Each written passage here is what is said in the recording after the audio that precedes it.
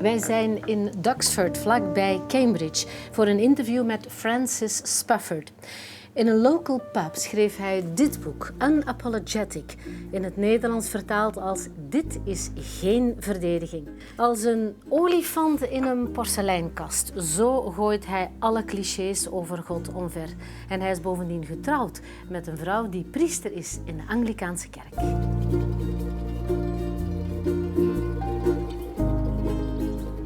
Francis Spufford, you are not a theologian. You are not a so-called religious writer. You wrote a book about British polar expedition, a book about what might have happened if Soviet Russia's economy had flourished, and a wonderful memoir about your childhood as a compulsive reader. So why a book about Christianity?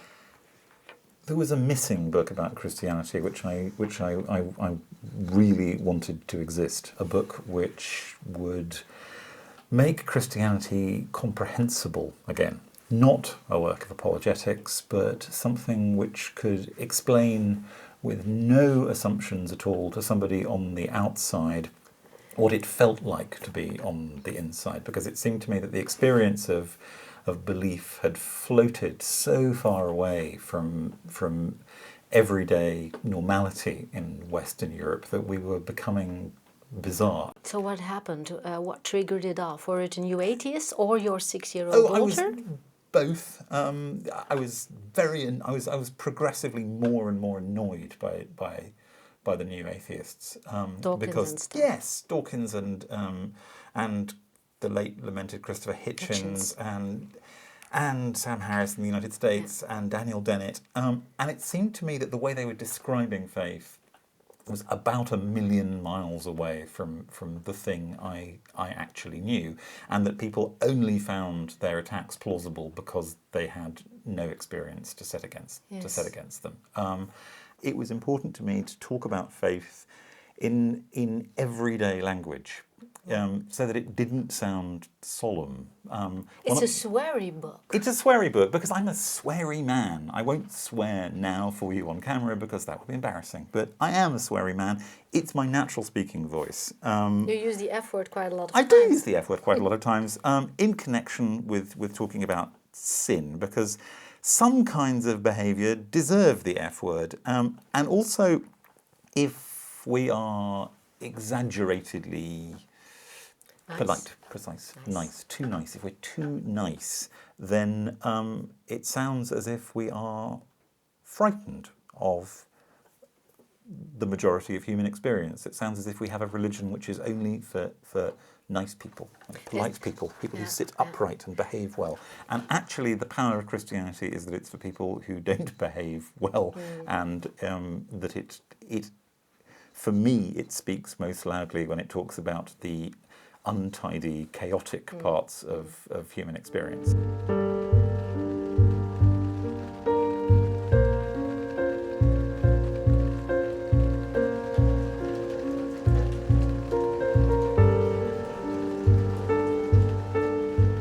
You cleared the way for talking about God without cliches. It's lovely. I mean, it's good. The people I was aiming it for wouldn't necessarily know the cliches, but they would recognise the sound of stale language, second-hand language. They would recognise when somebody was rolling out the same old thing. And if you are saying to people, this religion is an affair of the heart, it's something it's something that lives in our emotions and guides our emotions and is formed by our emotions and forms them in turn, then you need to be talking like a recognisable human being to other human beings. You can't speak from a position of authority. The heart has no authority. The heart is a humble and sometimes foolish thing, and a dark thing too sometimes, and you need to talk from there. I have advantages in that I'm not a priest. I'm a lay person. I don't have to worry about making policy statements for the church. I don't have to put a good face on things. I don't have to be responsible. But has Christian language become too woolen? Yes, I think it has. there is a general tendency Yeah. for language to deaden, to form a crust, to become tired. And if Christians are defensive, as we often are at the moment, I think that makes the tendency stronger, because it is risky to talk in fresh, real terms. There is more to lose that way. But what happened to the rather fiery language Jesus used? Well, yes. Yes. If you look in the New Testament, you see somebody who is speaking direct in everyday language. Almost all we hear about is off the cuff. It's ordinary demotic speech. It's somebody who is teaching as they walk. Somebody who is having a picnic, having dinner with their friends, going to a party, drinking wine, probably talking with their mouth full. You describe him, yes, as well. I had to imagine him, but then everyone supplements the understanding of Christ that faith gives them with a bit of imagination as well, because that's how he lives for us. What do you feel towards him? Oh,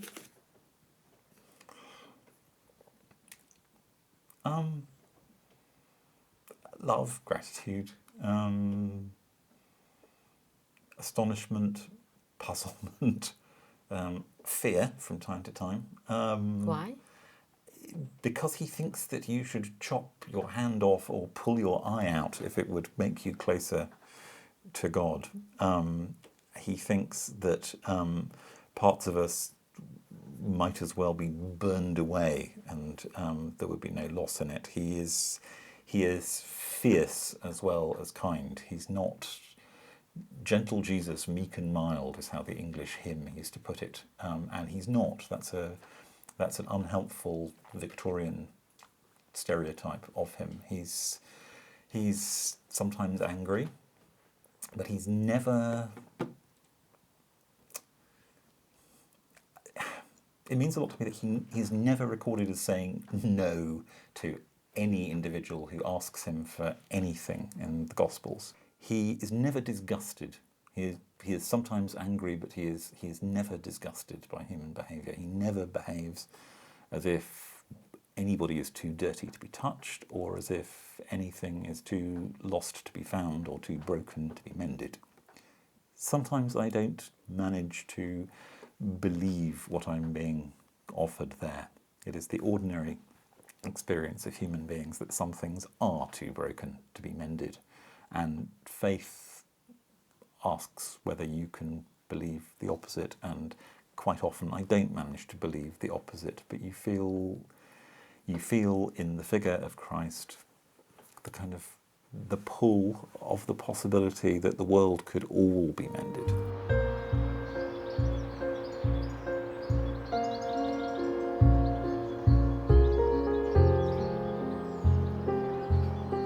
Were you once too broken yourself to be mended? Yes, of course I was. And part of the problem of the book is that unless I could describe redemption out of my own experience, it would have no weight.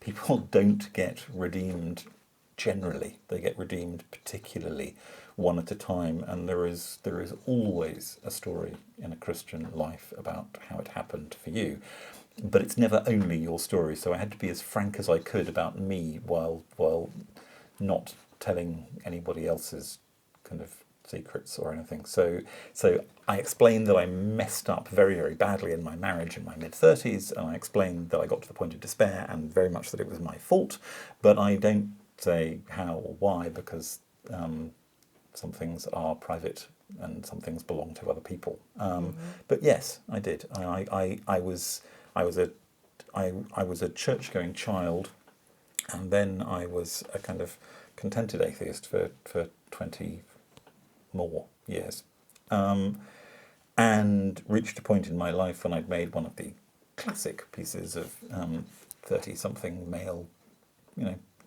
destructive mistakes you can make, and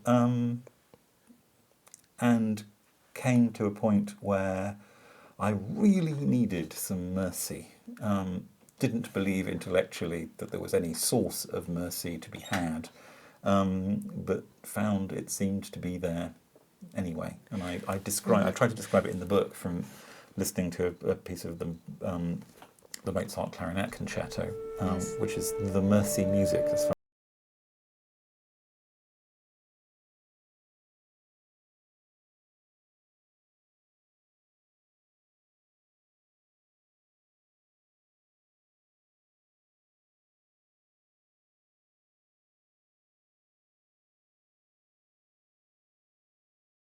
Find a place for that, for that experience.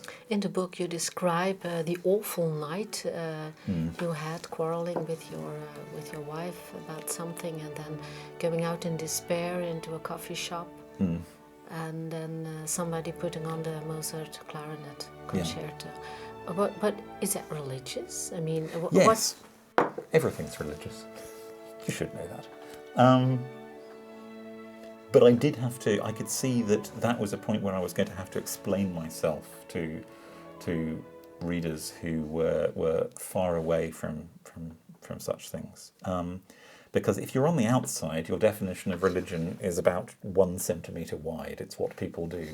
It's what people do in churches, or what people do on Sunday. It has to do with theology and rules, whereas the religious life happens all the time. It is threaded right through the fabric of our lives. And listening to a cassette tape, it's a while ago, listening to a cassette tape of Mozart in a cafe is a perfectly religious experience. What happened then?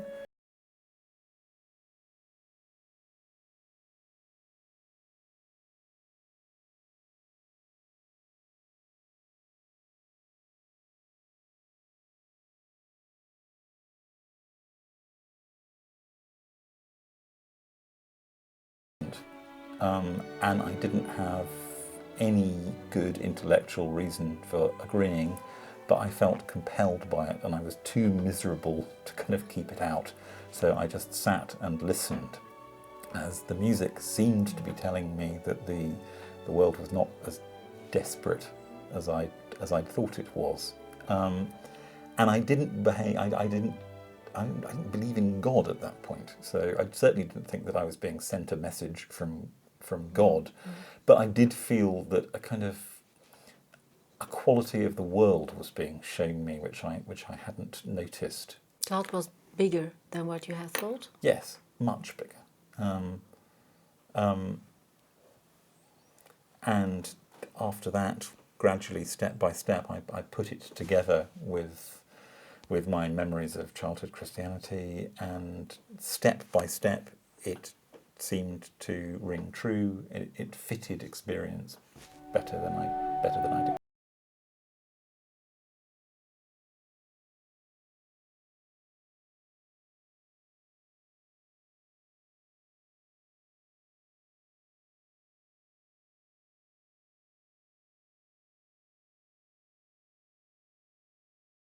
Yes. Which was convenient to me as a writer, because it meant that I didn't have to engage in that ancient, sterile, mock philosophical argument about whether God exists or not, which is the least important thing about God. Whether he exists or not is abstract. So useful to me as a writer because it ruled out large amounts of nonsense. Also, to be truthful, I'm really not philosophically equipped to do apologetics about ideas. I'm just a writer. I'm a reasonably clever guy, but I don't have the training. But that's why you are unapologetic. That's why I'm unapologetic. Alas, I don't think the pun works in Dutch or Flemish, because I want it to mean not an apologia, and also I'm not sorry at the same time. It works very nicely in English. But it fits my deepest convictions as well to concentrate on the emotions. I don't think that religion is ultimately a matter of proofs and disproofs. I firmly hold to the truth of Christianity. I believe it's true, but I don't know it's true, and I don't know it's don't know it the way I know about gravity or evolution or what I had for breakfast this morning. It's a different kind of thing.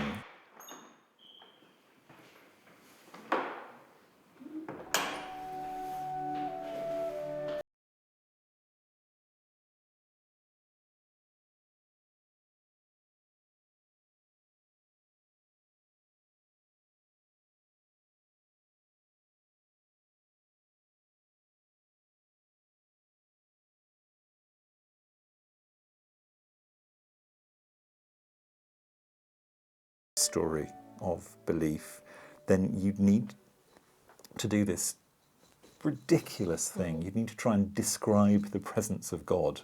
Who can do that? It's by definition impossible, and yet without it, nothing works and nothing makes sense. God is not a sensation. God is certainly not a special effect produced by my language. But if you are trying to report his presence, you have to use language. It's the only tool you've got. But it's not a special mystical experience separate from the rest of life. I had a review of the book that said Mr. Spufford had a mystical experience and it made him a Christian. I thought, no, actually I didn't. I'm trying to talk about ordinariness here. I'm talking about the way that God maybe ordinariness is mysticism. Maybe it is. Well, exactly. I would be very happy to think of it that way. Or mysticism is ordinary. What's ordinary is that there are threads of the mystical in the fabric of everyday life. God seems to be tireless in pursuit of us, never fed up, never irritated. Occasionally, I think, amused in a kind of sharp kind of way by the way that we get ourselves in the same messes again, but never disgusted, never horrified, never exhausted. Which means, among other things, that it is possible for human beings to abuse the generosity of God by taking grace too cheaply.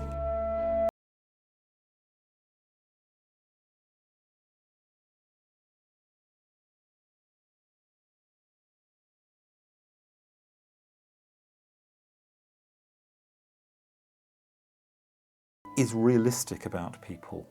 It's not under any illusions about what people are likely to do. Christianity is not surprised by sins, ever. It's not one of the law religions. What does it mean? What I mean by it not being one of the law religions is that both its older brother Judaism and its younger sister Islam are religions which think that God can be satisfied by us following a set of rules. I mean, don't get me wrong, sensible, tolerable, often humane rules. There is a kind of generosity in both Judaism and Islam in saying all God requires of you is this: you can be an adequately good person, an adequately good man or a good woman if you'll do this. There are rules about food, about how you behave towards other people.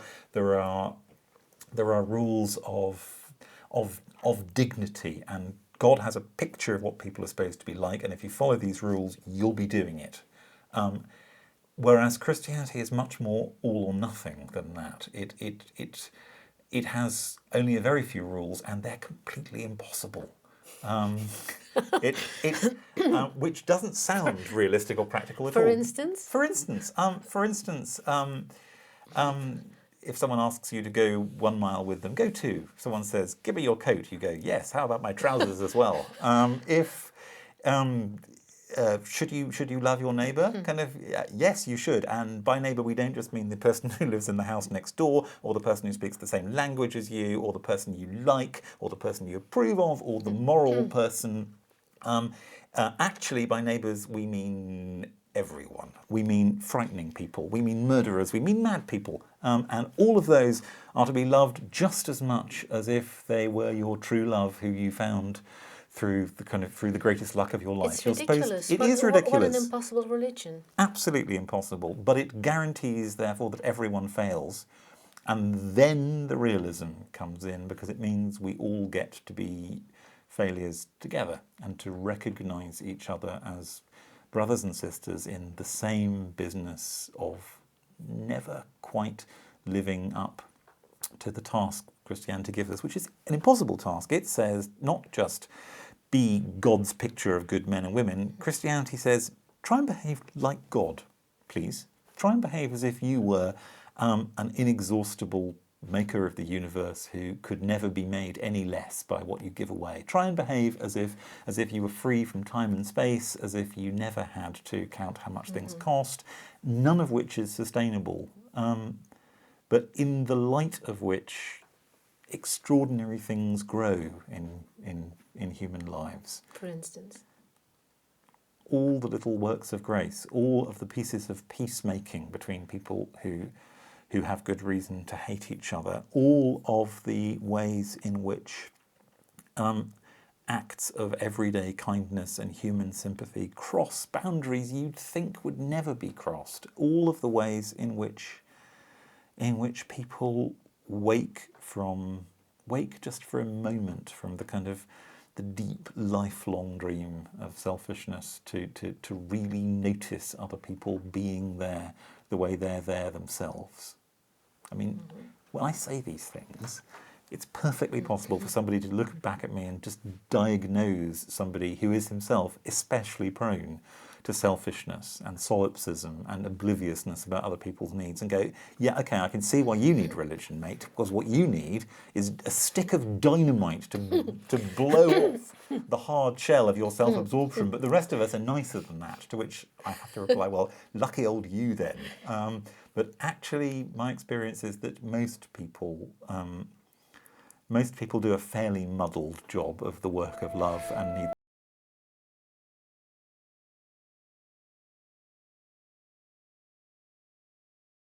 What changed you? God changed me, I think.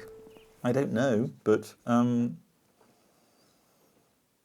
light that came in through the cracks changed me.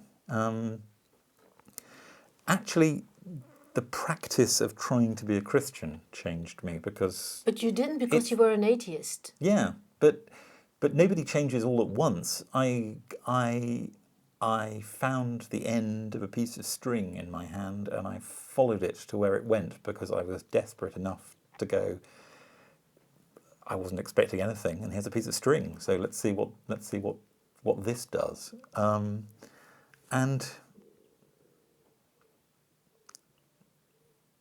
And bit by bit, in tune with my limited capacity to pay attention, I noticed things seemed to be quietly brought to my attention. You sound like a megalomaniac whenever you tell a story about grace in your own life, as if kind of God was busily calculating what he was going to do for you on Tuesday. But that's just a defect of human language. You have to believe in a God who's equally concerned with everybody's Tuesdays. Do you have to be a sinner before the light can come in? So does it crack in everything? Do you? Yes, I think you probably do. But I think everyone is. I think the recognition of it is rather important. Grace has no cost, but discovering the need for it is what kind of opens the door. And we are told that the door has to be opened from the inside, that he only stands at the door and knocks. Mm-hmm. Whether we reach for the handle is up to us. There is a crack in everything. That's how the light gets in. You were about to ask Jessica a question, I believe. Shall I take her off the table? No, just leave her. I mean, it's nice. What are topics you disagree on in faith? She's my parish priest. I just regard her as the authority. I don't know.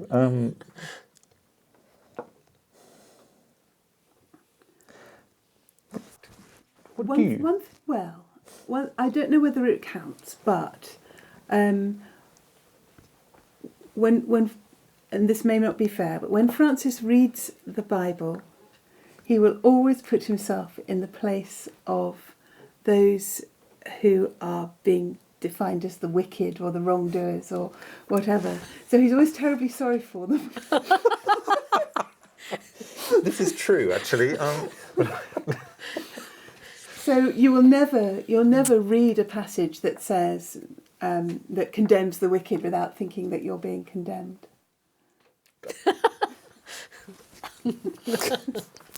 Yes, actually, that is true. So who do you identify with then? Well, all I'm saying is that I think there are some kinds of wrongdoing, not necessarily particular people, but there are some kinds of wrongdoing that I think it's perfectly okay to say are wrong. And For instance? Cruelty, for instance, I think is just straightforwardly wrong. I can't see a good reason for it. Mm-hmm. And what are topics you would most agree upon?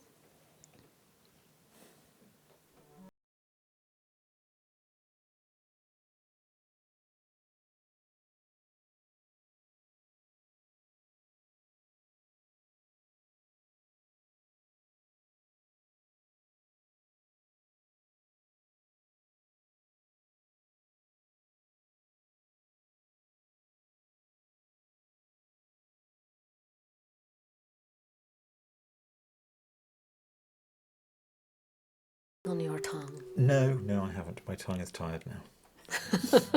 It does happen eventually. Okay, thank you very much, Francis.